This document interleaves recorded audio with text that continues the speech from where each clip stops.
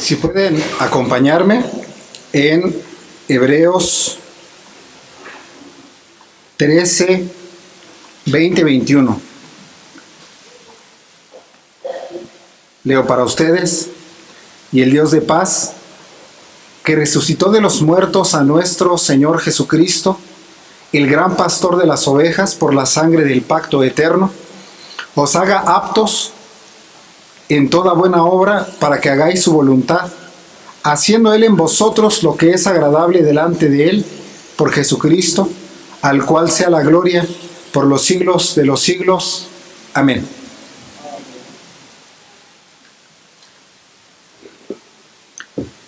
En esta oportunidad vamos a ver el gran pastor de las ovejas.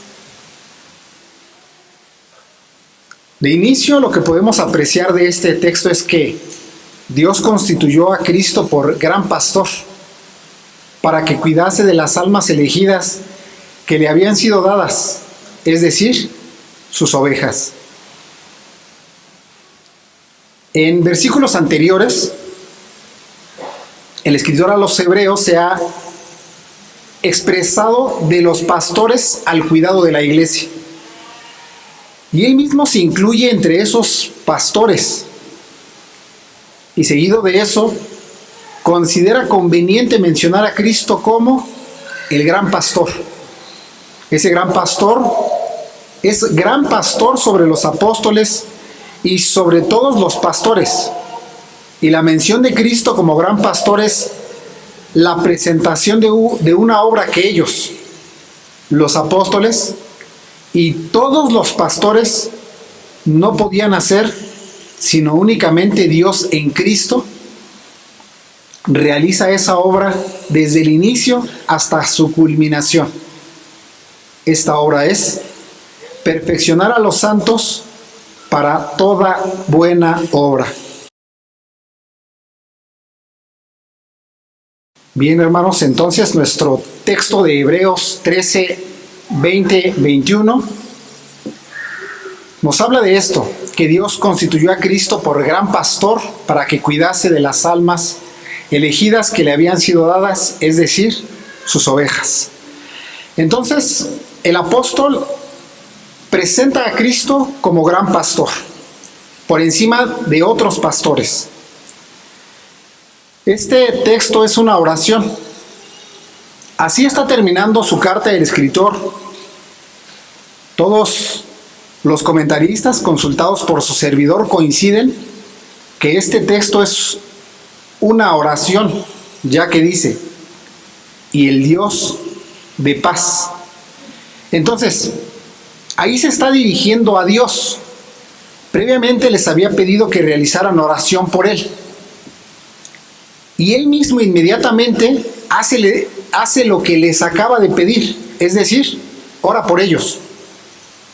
Al elevar esta oración, lo que estaba haciendo era reconocer que ningún apóstol o pastor era suficiente como lo era Cristo en su labor perfeccionadora. Nadie, sino Cristo, por la sangre del pacto eterno, podía perfeccionar a los santos. Y por eso el escritor, al elevar esta oración, encomienda a sus lectores a Dios, que resucitó a nuestro Señor, y aquí llama a Cristo el gran pastor. Anterior a este texto, el escritor dice en los versículos 18 y 19, orad por nosotros, pues confiamos en que tenemos buena conciencia, deseando conducirnos bien en todo. Versículo 19. Y más os ruego que lo hagáis así, para que yo sea restituido más pronto. Se infiere por este texto que el escritor estaba ausente y lejos de ellos. Les insta a que pidan por él, y él mismo era un instrumento de Cristo para el bien espiritual de la iglesia. Y solicita que oren por él, para que les sea devuelto pronto. Aquí ya aprendemos algo, y solo lo menciono, aunque no entro en este aspecto, y es que los ministros necesitan las oraciones de la iglesia.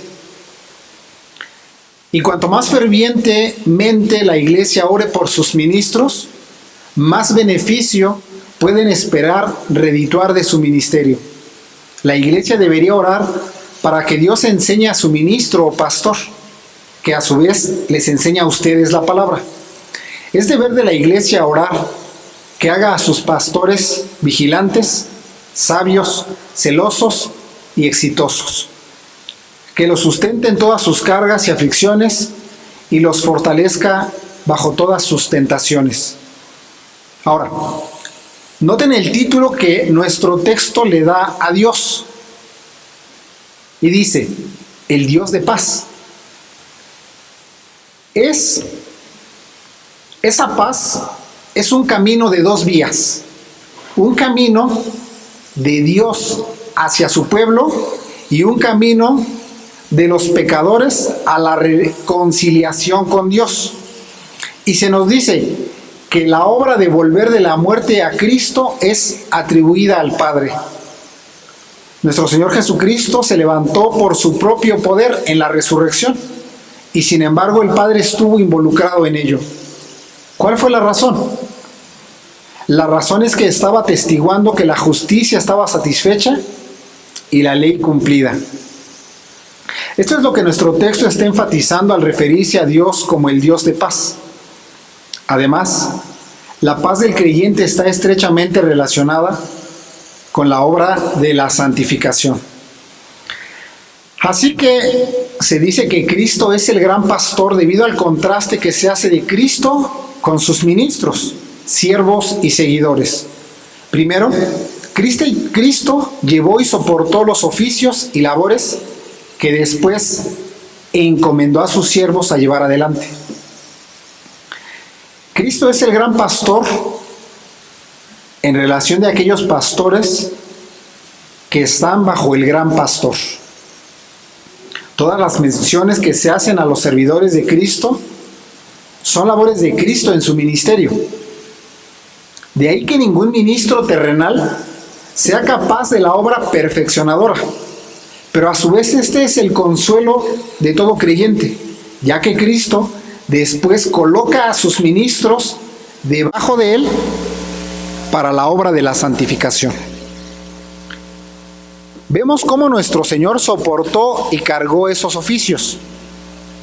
La Escritura nos ofrece el testimonio de Cristo realizando la labor que luego encomendará a sus siervos. Vamos a ver algunos ejemplos de esto. Cristo es maestro. Él es quien enseña y administra la palabra de Dios. Nos dice Juan 13:13. Vosotros me llamáis maestro y Señor, y decís bien, porque lo soy. Cristo también es ministro y diácono o siervo de la circuncisión. Nos dice la palabra de Dios en Romanos 15:8. Pues os digo que Cristo Jesús vino a ser siervo de la circuncisión para mostrar la verdad, para confirmar las promesas hechas a los padres. Otra cita en 1 de Pedro 2:25, miren, Cristo es pastor y obispo, nos dice esta cita. Porque vosotros erais como ovejas descarriadas, pero ahora habéis vuelto al pastor y obispo de vuestras almas. Observen cómo Cristo mismo es un apóstol, nos dice la palabra de Dios en Hebreos 3:1. Por tanto, hermanos santos, participantes del llamamiento celestial, considerad al apóstol y sumo sacerdote de nuestra profesión, Cristo Jesús. Noten que Cristo soportó los oficios y luego colocó a sus oficiales bajo él en la iglesia. Pero miren, esto es maravilloso porque Cristo es superior a sus oficiales. Y nos dice nuestro texto que Él está por encima de todos los pastores. Él es llamado el gran pastor. Leo nuevamente nuestra cita. Y el Dios de paz, que resucitó de los muertos a nuestro Señor Jesucristo, el gran pastor de las ovejas, por la sangre del pacto eterno. Cristo es pastor en grado superlativo. Nadie como Él en cada uno de los oficios de la iglesia. Cristo Jesús es el pastor de las ovejas, prometido desde los profetas. El título de pastor es una designación de sus títulos. Además, Él mismo declara ser ese pastor en Juan 10, 14 y 15. Dice: yo soy el buen pastor y conozco mis ovejas, y las mías me conocen.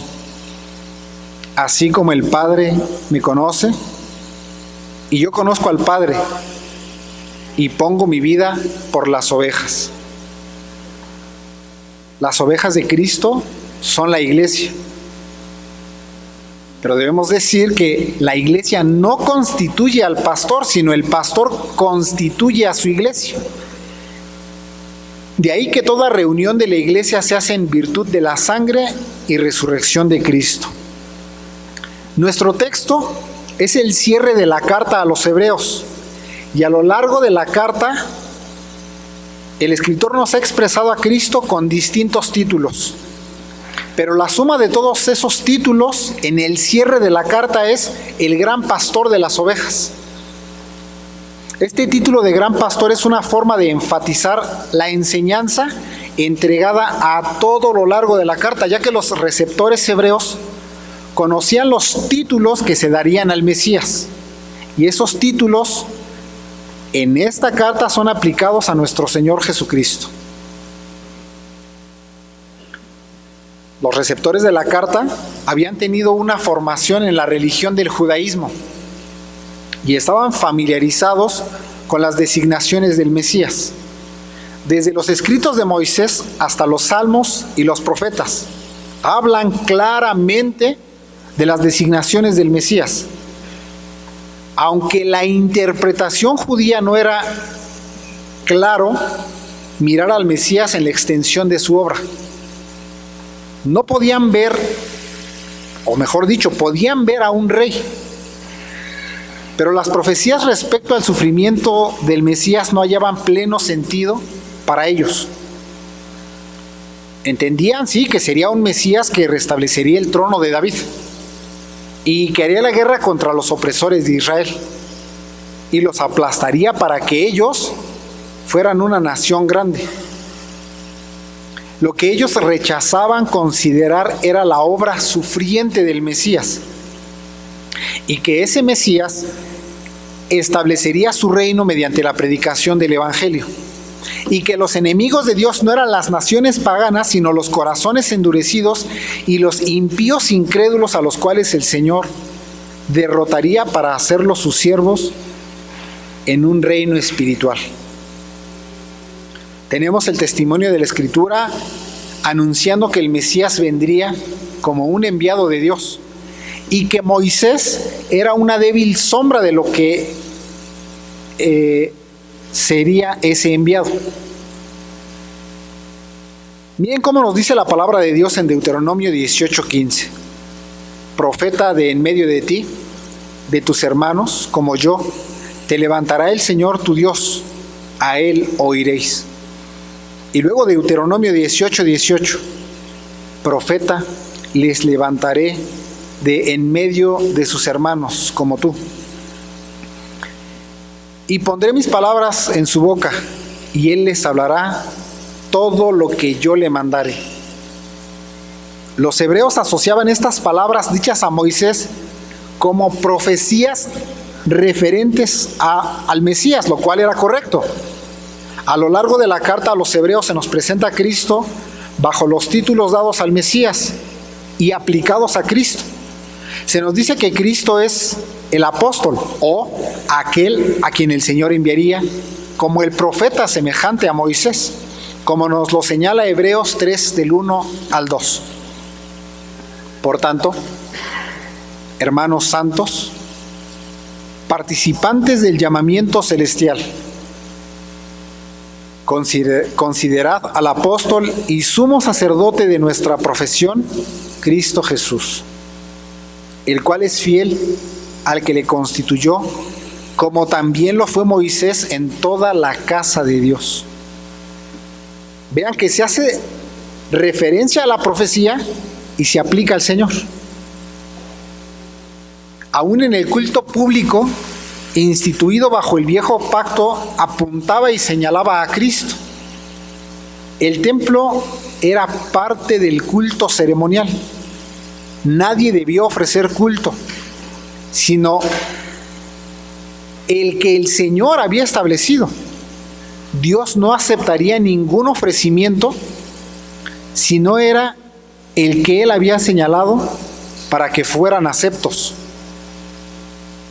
Ese templo era un tipo de Cristo. Así en el nuevo pacto, nadie es acepto por Dios sino mediante nuestro Señor Jesucristo. Todo el ofrecimiento a Dios dado en el templo se hacía mediante un oficial. Ese oficial, bajo el antiguo pacto, era el sacerdote. Todas las labores del tabernáculo estaban relacionadas con los sacerdotes. Y luego en la carta a los Hebreos se nos presenta a Cristo como el gran sumo sacerdote por encima de todos los sacerdotes levíticos. Nos dice la palabra de Dios en Hebreos 4:14. Por tanto, teniendo un gran sumo sacerdote que traspasó los cielos, Jesús, el Hijo de Dios, retengamos nuestra profesión. Cristo Jesús es el gran sumo sacerdote por encima de todos los sumos sacerdotes. Cristo es el mediador entre Dios y los hombres. Si alguno será acepto, delante de Dios lo será únicamente por la mediación de Cristo. Aparte de los títulos ya mencionados a la carta a los Hebreos, nos ha presentado a Jesús como superior a los ángeles, como el sacerdote para siempre según el orden de Melquisedec, como el mediador de un mejor pacto, y la culminación de la carta en nuestro texto nos presenta a Cristo como la suma de todos esos títulos. Y nos dice que Cristo es el gran pastor de las ovejas. En la carta a los Hebreos, observamos que hay un esfuerzo por presentar a Cristo Jesús como superior a todo lo que los receptores hebreos entendían respecto del pacto y respecto del Mesías, en donde el escritor hace un puente entre el Mesías prometido bajo sus distintas sombras y figuras bajo el antiguo pacto y lo aplica maravillosamente a Cristo para engrandecerlo ante sus ojos. Las siguientes son algunas de las instrucciones del capítulo 13 del libro de Hebreos, y se les dice: permanezca el amor fraternal, acuérdense de los presos, honren el matrimonio, practiquen el contentamiento, acuérdense de sus pastores, no se dejen de llevar de doctrinas extrañas, lleven el vituperio de Cristo, ofrezcan alabanza a Dios y obedezcan a sus pastores, entre otras cosas. La oración de nuestro texto es que Dios les conceda el poder capacitador para que hagan su voluntad, la voluntad de Dios. Es decir, que obedezcan estas instrucciones que les ha dado y el poder capacitador en virtud de la sangre y la resurrección de Cristo.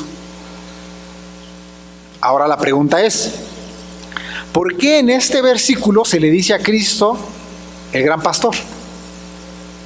La respuesta es amplia. Esta carta está dirigida a los cristianos que habían tenido como trasfondo el judaísmo. Ellos habían crecido enseñados en las interpretaciones fariseas de siglos de tradición, y a pesar de que tenían la palabra de Dios, no habían logrado por ellos mismos mirar a Cristo tan glorioso como es, sino que aún muchas cosas estaban veladas. Y el maestro de estos hebreos, al mirar esa tendencia y al tener entre ellos quienes tenían fuertes opiniones fariseas y judaicas, ve necesario aclarar el viejo pacto y aplicarlo a Cristo Jesús. Ellos conocían las profecías y esperaban que el Mesías fuera como un pastor para ellos. El escritor a los Hebreos una y otra vez se refiere al Antiguo Testamento. A lo largo de toda su carta, y en este título dado a Cristo como gran pastor, no haría la excepción. Los profetas nos habían anunciado al Mesías como un pastor que apacentaría a su rebaño, de tal manera que nuestro texto se conecta con los anuncios proféticos respecto del Mesías en su labor pastoral. Nos dice la palabra de Dios en Isaías 40:11. Como pastor, apacentará su rebaño. En su brazo llevará los corderos y en su seno los llevará. Pastoreará suavemente a las recién paridas. Miren también Ezequiel 34:25, como nos dice la palabra de Dios. Y estableceré con ellos pacto de paz, y quitaré de la tierra las fieras, y habitarán en el desierto con seguridad, y dormirán en los bosques. ¿Qué está ocurriendo aquí? Dios promete hacer un pacto de paz con su pueblo a través del Mesías como pastor. Esto lo sabemos porque con respecto del cumplimiento del pacto, Dios es llamado el Dios de paz. Noten cómo se relaciona nuestro texto y el Dios de paz que resucitó a los muertos a nuestro Señor Jesucristo, el gran pastor de las ovejas. Es evidente que se está refiriendo a esta profecía para hacerles ver que Dios ha cumplido su pacto de paz mediante el gran pastor que es Cristo Jesús. En el versículo 23 del capítulo 34 del profeta Ezequiel se encuentra la promesa de establecer o constituir sobre ellos este pastor. Y levantaré sobre ellas a un pastor, y él las apacentará. A mi siervo David, él las apacentará, y él les será por pastor. Para apacentar las ovejas se había prometido un pastor constituido por Dios mismo. Él apacentaría a sus ovejas. Y se dice claramente que este pastor es el siervo del Señor. Nota aclaratoria. El rey David había sido como un pastor guiando a su pueblo. Por eso, cuando en el Antiguo Testamento encontremos referencia a David como el Mesías, no se refiere literalmente a David. Es decir, el rey David no es el Mesías como lo han malinterpretado algunas ramas del judaísmo. Tampoco se refiere como tal a su reinado. Para el tiempo del profeta Ezequiel, los reyes de Judá habían caído. Y en adelante ya no vemos una línea real, sino que hace referencia a su descendiente, hace referencia a su casa. Entonces, como mejor debe entenderse es que el Mesías sería de la familia del rey David, y por supuesto se refiere a Cristo Jesús el Señor. En el mismo versículo 23 podemos entender que se está haciendo referencia a un único pastor, como si el texto nos dijera que se refiere al gran pastor, señalando a ese único pastor de la iglesia. En el capítulo 34 de Ezequiel comienza con una acusación contra los pastores de Israel, y tal vez pueda referirse a todos aquellos que ejercían algún cargo de liderazgo en el pueblo. Aunque para el tiempo en el que escribe el profeta Ezequiel, el pueblo estaba en cautividad y no había un principal al que se le pudiera señalar. Por lo que puede entenderse que se aplica a todo aquel que pudiera de alguna manera influir o tener liderazgo en la nación. Así esta misma enseñanza es aplicable a todos los que ejercen liderazgo en la iglesia a todo lo largo de la historia o todo su peregrinaje en la tierra. En ese capítulo encontramos el cargo o la acusación de Dios contra los pastores infieles. Las acusaciones señalan que estos pastores infieles se estaban alimentando a sí mismos y no alimentaban al rebaño. Se les acusa de descuidar las ovejas enfermas e incluso de ejercer fuerza y crueldad sobre el rebaño. Se les recriminó que no tenían la atención que se requería para con las ovejas perdidas y nunca hicieron por buscarlas. A estos pastores infieles se les dan dos terribles sentencias. Una de ellas es: yo estoy contra vosotros, dice el Señor. Y la otra sentencia es: demandaré mis ovejas de su mano. Terribles sentencias sobre los pastores infieles. Y se les suma la carga solemne de que es el Señor quien establece esta sentencia. Después de estas sentencias contra la infidelidad de los falsos pastores viene el alivio de la promesa. Es en ese escenario donde se promete al único pastor. Es en ese contexto donde se promete al gran pastor. El Señor tiene un rebaño, una iglesia, un único pueblo que le pertenece tanto por el regalo del Padre como por su propia compra. La iglesia es el rebaño del Señor. El Señor cuida de su rebaño íntimamente. Ahora, el pensamiento hebreo con respecto del Mesías sí era la espera de un pastor apacentando sus ovejas. Pero el pastoreo que ellos tenían en mente era muy diferente al revelado en las Escrituras. La idea que tenían respecto de ese pastor era una especie de liberación de la opresión que habían vivido bajo diferentes imperios y naciones, aunque tal vez ellos mismos se contradecían. Anhelaban esa liberación de tipo político-militar, pero a la vez negaban haber sido alguna vez sometidos por un pueblo. Esa había sido la interpretación rabínica que tenían. Y aunque su deseo era el auge económico, político y militar, como en antaño, no aceptaban haber estado bajo condiciones serviles. El pensamiento judío era tener un pastor como Moisés que les enseñara pacientemente y además que los alimentara físicamente. Además querían que ese mismo pastor fuera un rey al estilo de David, que derrotara militarmente a todos sus enemigos, y que ese rey fuera uno como Salomón que les brindara paz y prosperidad económica. Si notan, esa interpretación era el tipo de interpretación humanista que solo espera beneficios terrenales, solo que con toques celestiales. Es decir, sí deseaban los beneficios del Mesías, pero ignoraban cómo se llevaría a cabo esa obra. No consideraban el sufrimiento de ese pastor. Pensaban poco en que ese pastor debía ser consagrado y hecho pastor por su propia sangre. Ahora, nuestro texto señala otras profecías sobre Cristo. Nuestro texto nos describe claramente que el pacto fue establecido con sangre.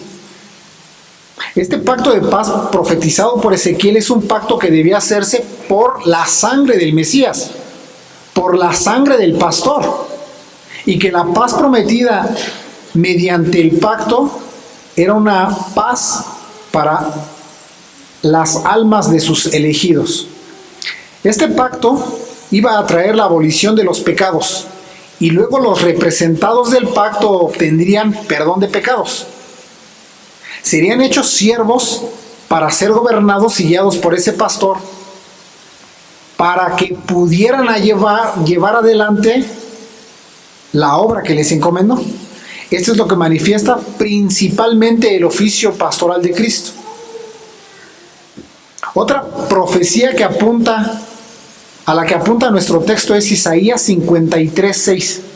Miren cómo nos dice la palabra de Dios: todos nosotros nos descarriamos como ovejas, cada cual se apartó por su camino, mas el Señor cargó en él el pecado de todos nosotros. Este texto que acabamos de leer nos habla de un pastor, nos habla de unas ovejas descarriadas, nos habla de un camino trazado, nos describe cómo sería establecido el pacto por medio de un pastor, el cual cargaría el pecado de sus ovejas. Nos describe cómo el Señor cargaría sobre ese pastor los pecados, siendo este pastor el objeto de la ira de Dios, para entonces establecer paz para con las ovejas. Muchos leen este texto como si el que hubiera fallado fuera el pastor. como Quelén, que dice que el pastor estaba en otras ocupaciones lejos del rebaño y las pobres ovejas estaban sufriendo y estaban todas descuidadas y se descarriaron debido a ese descuido. Pero noten que el énfasis no está en el sufrimiento de las ovejas, sino que el énfasis del texto está en el camino. La palabra camino denota un andar. La palabra camino nos habla de una forma de conducirnos, una forma de proceder. El camino también se refiere a la conducta moral y a una filosofía de vida. Dios ha establecido su ley moral, por la cual debemos caminar. Ese camino que Dios trazó debe de ser seguido por toda criatura. El camino que Dios estableció no fue solo para el pueblo de Israel, o no es solamente ahora para la iglesia. Ese camino fue trazado para toda criatura racional. Dios trazó el camino, la vereda por donde debemos andar. Pero nos dice que esas ovejas, o en este caso nos señala a todos, nos descarriamos. Es decir, buscamos nuestro propio modo de andar, buscamos una forma diferente de conducirnos respecto de lo que Dios nos estableció. Por lo tanto, no se trata de que el pastor dejó que las ovejas se fueran, sino que nos habla de unas ovejas que andan por ahí como independientes, que no quieren saber nada de su pastor y se niegan a seguir al pastor. Esas ovejas, contraria y abiertamente, están dispuestas a seguir su propio proceder. Han planificado andar en su propia filosofía. Esto nos señala la condición del hombre. Este proceder alejado del pastor nos señala nuestra incapacidad para acudir a Dios. Nos señala la incapacidad total del hombre para proceder como Dios lo ha establecido. La figura que nos presenta el profeta Isaías es la de un pastor que le ha señalado el camino a sus ovejas. Es un pastor que le ha indicado a las ovejas qué camino deben seguir, y unas ovejas a las que no les gusta el camino que les indicó el pastor. Entonces, noten que también profetiza allí que aquel que iba a ser pastor de ellos y nuestro también debía ser llevado primero como un cordero al matadero, porque dice que el Señor cargó en él la iniquidad de todos nosotros. Luego vean cómo dice la palabra de Dios ahí mismo dentro de esa profecía en Isaías 53:7. Angustiado él y afligido, no abrió su boca. Como cordero fue llevado al matadero, y como oveja delante de sus trasquiladores, enmudeció y no abrió su boca. Noten que aquel que debía ser pastor debía ser llevado primero como cordero al matadero. Entonces, este que debía ser pastor primero sería llevado a la muerte. Esto que nos dice el profeta Isaías es que aquel pastor primero debía ser ofrecido como cordero y dar su vida por sus ovejas. Tenemos dos figuras en el Mesías presentado. Una figura como cordero y otra figura como pastor. El Mesías va a ser ofrecido como cordero y se presentará para dar su vida por sus ovejas. Miren, es la declaración del Señor ahí en Juan 10:11. Nos dice la palabra de Dios de la siguiente manera: yo soy el buen pastor, y el buen pastor su vida da por las ovejas. Nuestro mismo Señor declara ser ese pastor, que da su vida por sus ovejas. Primero es constituido pastor, y luego al tomar forma de hombre asume la naturaleza de sus ovejas. Y al presentarse como representante de esas ovejas, lo hace como pastor. Es oveja en su muerte y es pastor al representar a sus ovejas en el pacto. También es pastor en su resurrección. Es maravilloso que al hablar de la presentación de una oveja en favor de los pecadores se está haciendo referencia al cordero presentado como sustituto de los pecadores bajo el antiguo pacto. Incluso para los que recibieron este mensaje en el tiempo del profeta Isaías, no era desconocido el sacrificio que continuamente se hacía de los corderos. No se estaba hablando de una novedad,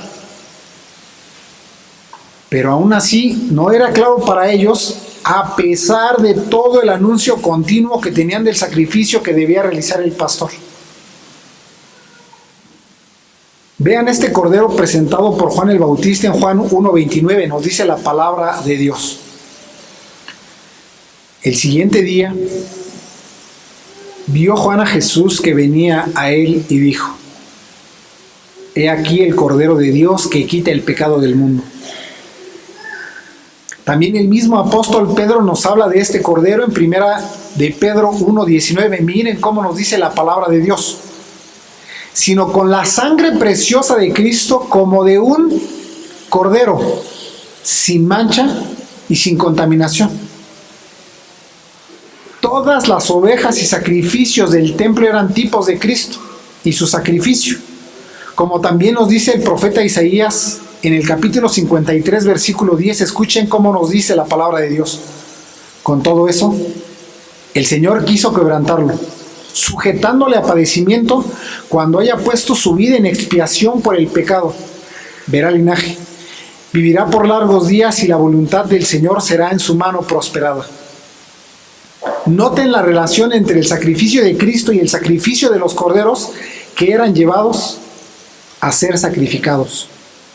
Se sabe que la puerta por la que fue llevado el Señor a ser sacrificado se llamaba la puerta de las ovejas, porque las ovejas que iban a ser sacrificadas se mantenían en prados fuera de esa puerta, y así eran llevadas como Él también fue llevado. En el pasaje de Hebreos, en el capítulo 13, versículo 12, encontramos esta relación, nos dice la palabra de Dios. Por lo cual, también Jesús, para santificar al pueblo mediante su propia sangre, padeció fuera de la puerta. El apóstol Pedro aplica los pasajes de la profecía de Isaías a Cristo mismo. Pues para esto fuisteis llamados, porque también Cristo padeció, noten ese padecimiento por nosotros, dejándonos ejemplo para que sigáis sus pisadas, el cual no hizo pecado, ni se halló engaño en su boca, quien cuando le maldecían no respondía con maldición, cuando padecía no amenazaba, sino encomendaba la causa al que juzga justamente, quien llevó él mismo nuestros pecados en su cuerpo sobre el madero, para que nosotros, estando muertos a los pecados, vivamos a la justicia, y por cuya herida fuisteis sanados. En esta expresión el apóstol está vinculando al versículo 4 y 5 del capítulo 53 de Isaías y aplicándolas a Cristo como el Cordero sin mancha. Noten la estrecha relación que hace el apóstol Pedro vinculando las profecías. Leo para ustedes Isaías 53, 4 y 5. Ciertamente llevó él nuestras enfermedades y sufrió nuestros dolores, y nosotros le tuvimos por azotado, por herido de Dios y abatido. Mas él herido fue por nuestras rebeliones, molido por nuestros pecados. El castigo de nuestra paz fue sobre él, y por su llaga fuimos nosotros curados. Y así mismo dice el apóstol, y por cuya herida fuisteis sanados. Continúa el versículo 25 de primera de Pedro, dice la palabra de Dios: porque vosotros erais como ovejas descarriadas, pero ahora habéis vuelto al pastor y obispo de vuestras almas. Luego, el descarrío es aplicado a todos nosotros. Estas palabras del apóstol son referentes al versículo 6 del capítulo 53 de Isaías. Ahora, vean la relación que hace el apóstol con el profeta en el versículo 6 del capítulo 53. Todos nosotros nos descarriamos como ovejas, cada cual se apartó por su camino, mas el Señor cargó en él el pecado de todos nosotros. Este pastor debía dar su vida. El pacto de Dios se iba a establecer con un representante. Este representante es pastor y cordero. En ese sentido, cito al ministro puritano Thomas Godwin, y que hizo esto por nosotros, como nuestro pastor, que iba a dar su vida, así como una oveja es llevada al matadero, por nosotros, sus ovejas, que se habían descarriado. Termina la cita. Miren cómo nos dice la palabra de Dios en Ezequiel 37:24 respecto a la promesa de un pastor. Mi siervo David será rey sobre ellos, y todos ellos tendrán un solo pastor, y andarán en mis preceptos y mis estatutos guardarán, y los pondrán por obra. Luego miren el versículo 26, después de prometer, un pastor agrega un pacto teniendo como representante a ese pastor. Y haré con ellos pacto de paz. Pacto perpetuo será con ellos. Y los estableceré, y los multiplicaré, y pondré mi santuario entre ellos para siempre. Aquí encontramos explícitamente el pacto eterno. En nuestro texto dice, por la sangre del pacto eterno. Por esta sangre Cristo fue levantado, es decir, resucitado a través del mérito de esta sangre. Ahora hemos mencionado un pacto. ¿Qué es un pacto? ¿Qué tipo de pacto es el que se describe? ¿Quién realizó ese pacto? ¿Quiénes son los pactantes del pacto? ¿Cuáles son las condiciones del pacto?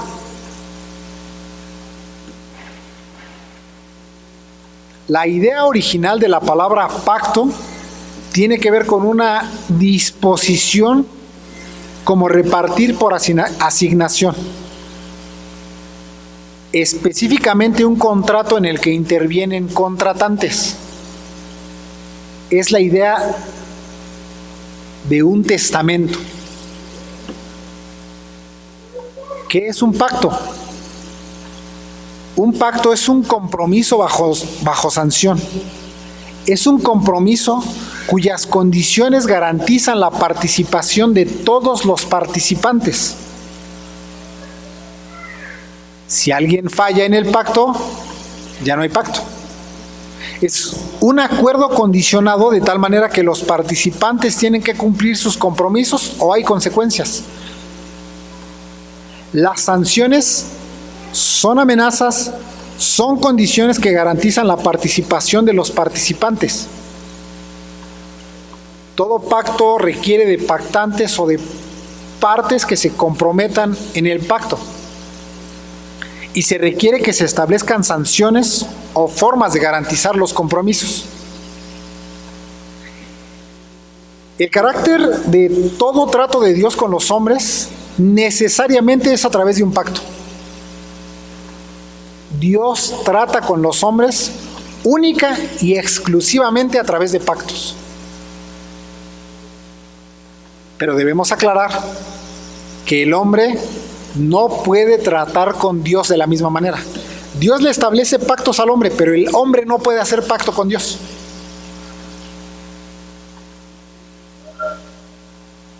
Esto pone de manifiesto la gloriosa soberanía divina, porque solo Dios puede establecer condiciones para tratar con el hombre o con el representante del pacto. El hombre no puede establecer condiciones para tratar con Dios.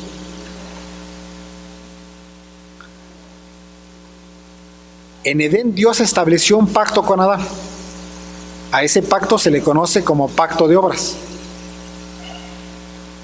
Pero este pacto quedó invalidado rápidamente. Todos los hombres estamos bajo el pacto de obras a menos que tengamos otro representante. El hombre no pudo cumplir sus compromisos y por lo tanto no pudo asegurar las condiciones que garanticen el cumplimiento de Dios para con él. De tal manera que las sanciones, amenazas y consecuencias negativas establecidas para toda la raza humana por haber quebrantado el pacto siguen vigentes y Dios las hará cumplir justamente. Dios siempre trata con representantes para llevar a cabo sus pactos. En otras palabras, Dios no se arregla con todos, sino que Él establece con quién pactará a fin de que ese representante o ese pactante represente a otros en el pacto. Como Adán, nuestro padre, fue nuestro representante en el pacto de obras, se requería obediencia para garantizar la vida de Adán y todos sus representados, pero no pudo permanecer en obediencia y en consecuencia todos nosotros, sus representados, caímos con él. El pacto de nuestro texto no es el pacto de obras. El pacto de obras tuvo un inicio y tuvo un final. El pacto de obras se realizó con un hombre, sí, tal vez con un hombre perfecto, pero aún así ese hombre perfecto quebrantó ese pacto. El pacto de obras no tiene carácter eterno. Comenzó y terminó en el huerto de Edén. Ahora, el pacto de nuestro texto es un pacto eterno. Si es eterno, no pudo establecerse con los hombres y es anterior al pacto del Edén. En Génesis 2:17 encontramos en qué consistía el pacto de obras y dice: mas del árbol de la ciencia, del bien y del mal no comerás, porque el día que de él comieres, ciertamente morirás. En otras palabras, se le dijo a Adán que el día que desobedeciera, ese día moriría. Así, Dios pactó con todos nosotros por medio de nuestro representante. Adán cayó y nosotros caímos con él. La consecuencia para todos nosotros es la ira de Dios y el pecado. Este pacto de obras ya no tiene efectos con respecto de las ovejas de Cristo. Este pacto ya no aplica para el pueblo de Dios. Este pacto fue sustituido por un nuevo pacto que tiene como propósito la gloria de Dios y la manifestación de su gracia. Si el pacto de nuestro texto es eterno, entonces este pacto no podía darse entre Dios y los hombres. Es eterno no respecto de su duración, sino respecto a que no fue establecido bajo el parámetro del tiempo. Es decir, es un pacto hecho en la atemporalidad. Es eterno en virtud de las partes contratantes. De acuerdo a nuestro texto, ¿quiénes son los participantes del pacto eterno? De acuerdo a nuestro texto, el Padre y el Hijo establecieron un pacto eterno. Y en un sentido escritural más propio, las tres personas de la Trinidad pactaron eternamente. El Padre pactó con el Hijo. El Hijo pactó con el Padre y el Espíritu de Dios da su compromiso a ambos. Ya dijimos que Dios no pacta directamente con todos los que están dentro del pacto, solo con el representante del pacto. En este caso, Dios el Padre pactó con su Hijo y a su vez el Hijo es el representante de los hombres, aunque debo aclarar que no de todos los hombres. Es decir, de manera directa Dios pacta con su Hijo y de manera indirecta Dios pacta con algunos hombres teniendo a Cristo como representante. Dios en su soberano decreto determinó salvar a su pueblo elegido. El Dios Trino pactó consigo mismo, con su Hijo y con su Espíritu, decretando, determinando y predestinando la salvación de su pueblo. Entramos en un punto tan alto y tan incomprensible que solo quedamos admirados ante tal misterio. Dios en su sabio consejo arregló las maneras y los medios, fijando y estableciendo todo aquello que debía colaborar armoniosamente para que se cumpliera el propósito y el decreto. ¿Cuáles eran las estipulaciones del pacto? Allá en el pacto de obras era: haz esto y vivirás.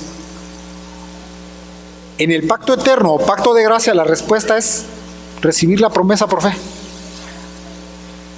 No es de obras, sino de gracia.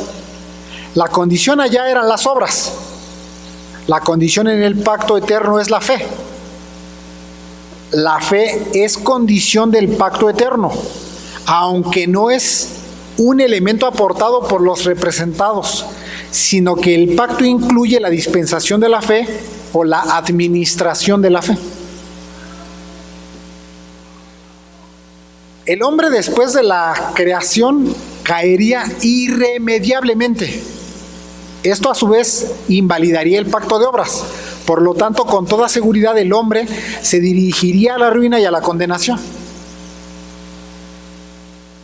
Todos los hombres debían caer por representación. Aún todos los que vendrían a ser el pueblo de Dios debían caer representados en Adán. Por lo tanto, el propósito del pacto es la restauración de la ofensa hecha a Dios. El propósito no es restaurar al hombre, principalmente no. El propósito del pacto es la restauración de la ofensa hecha a Dios. Dios decretó que ese pacto le daría alabanza a su gloria. Y subordinado a este propósito, entonces restauraría a su pueblo elegido o a sus representados. El Padre determinó que este pacto sería para alabanza de la gloria de su gracia y pactó constituir a su Hijo como el gran pastor y pactó entregar un pueblo a su Hijo para que fueran sus ovejas. En su consejo determinó que el pecado de este pueblo fuera lavado por la sangre de su Hijo. El Padre determinó amar a los representados de Cristo. Estableció perdonarles los pecados a esos representados por el mérito de la sangre de su Hijo. A través de ese pacto ordenó que a los representados de Cristo se les otorgara justicia perfecta en la obediencia de Cristo, adoptarlos y hacerlos sus hijos. El Espíritu de Dios determinó decretar que este pacto le traería gloria a la Trinidad entera. Pactó vivificar a aquellos que el Padre le otorgara al Hijo.